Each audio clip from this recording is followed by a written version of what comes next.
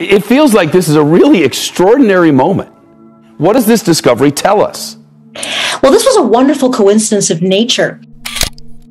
So what happens in our final moments? Do our lives really flash before our eyes? Well, for the first time, scientists were able to scan a brain, discovering that the final moments are similar to something that happens every night as we sleep. The study's co-author, neuroscientist Dr. Ajmal Zamar, says that these findings challenge our understanding of when exactly life ends. The discovery comes as the rival James Webb Telescope captured this stunning, first-of-its-kind image of another star just weeks ago. Now scientists are trying to figure out just what this newest Hubble discovery could mean. The James Webb Space Telescope will glimpse the dawn of time like nothing before it. From a tropical rainforest to the edge of time itself, James Webb begins a voyage back to the birth of the universe. You're talking about potentially answering some of the questions that have occurred to people since the first people looked up at the stars. Absolutely. See back in time and learn, perhaps, how all of this came to be. It's a question that has puzzled, mystified scientists for centuries. Does our life really flash before our eyes when we're dying, reliving our most memorable moments in the span of seconds? Tonight, researchers say we may be one step closer to solving this mystery. It was a total accident. It's the first ever recording of a dying human brain, one that happened entirely by chance. How it happened, how you were able to get this data, because I thought that part of the story was almost just as fascinating. Thank you very much for having me. It's been a complete accident. So how'd they go about doing it? Well, a man with epilepsy died of a heart attack while going through a brain scan to detect and treat his seizures. The brain activity they documented provides some of an explanation for those who recall having vivid near-death experiences. Just before the man's heart stopped working, there were changes in his brain waves. They became very similar to what happens when we dream or when we are in meditation or thinking back about our memories. During this, the patient had a cardiac arrest and died. That was what led us to the first ever recording of a dying human brain. What we find is a very similar pattern of brain waves happening in the phase 30 seconds before the heart stops pumping blood into the brain and 30 seconds after the heart stops pumping blood into the brain. That was quite astonishing to us. Dr. Ajmal Zamar is a neurosurgeon at the University of Louisville who led the study.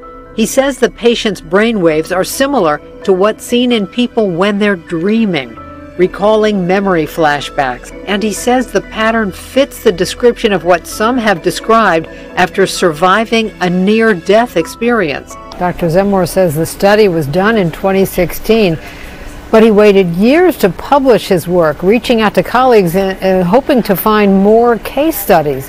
That's when he realized just how rare it was to actually capture this type of brain recording. Again, it's only one case, and a lot more research is needed to determine if this phenomenon is something all of us experience or not. But when you think about it, how difficult it would be to do a research study like this, but it is a fascinating subject. Fascinating indeed. Thank you, Dory. Thanks, Dory. Record-breaking discovery.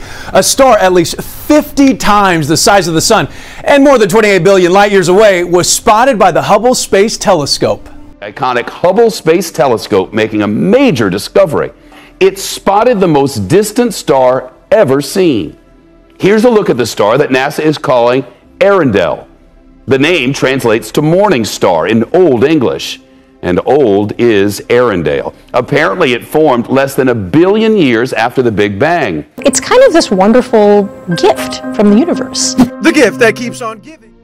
Well, this was a wonderful coincidence of nature. There is a cluster of galaxies that's closer to us. It's only about 5 billion light years away, and I know that doesn't sound very close, but all of the mass of that cluster, many, many hundreds of galaxies, is actually warping space and time itself. This is something predicted by Albert Einstein 100 years ago. And all of that space, incredibly, is warping into a natural telescope, a telescope made of space and time.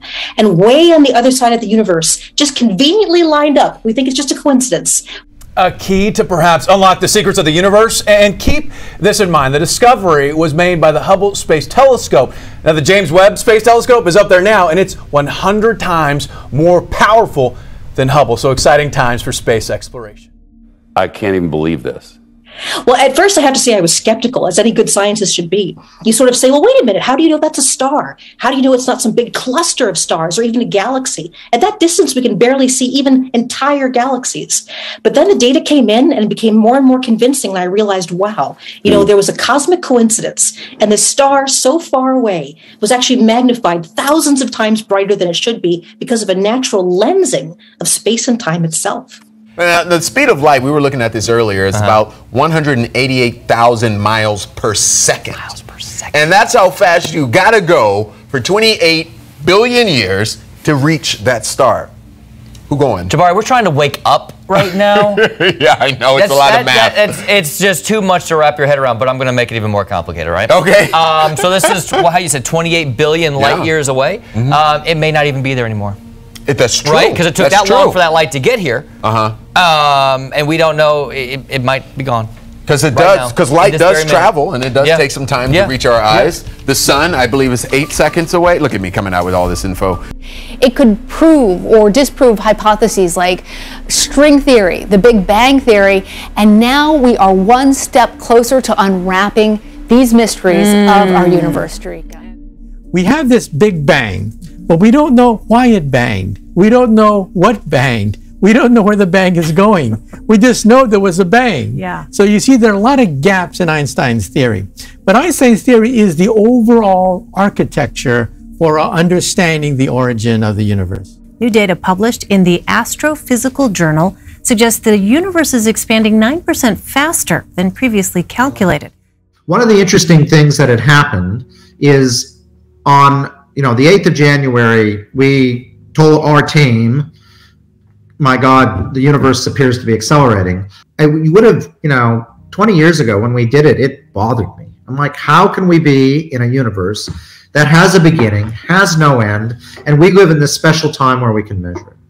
And I find that very perplexing. I mean, you never want to be at a special time, but it does seem like the world we're in. And we need to also remember in Belgium in 1927, Georges Lemaître, who you talked about earlier, Georges Lemaître showed him his PhD thesis, which he was working on at MIT remotely. He basically showed, here, look at the data of Hubble and Slipher, the universe is expanding, here's the equations that I have derived, and Einstein reportedly said, well, your equations have already been derived by Friedman, and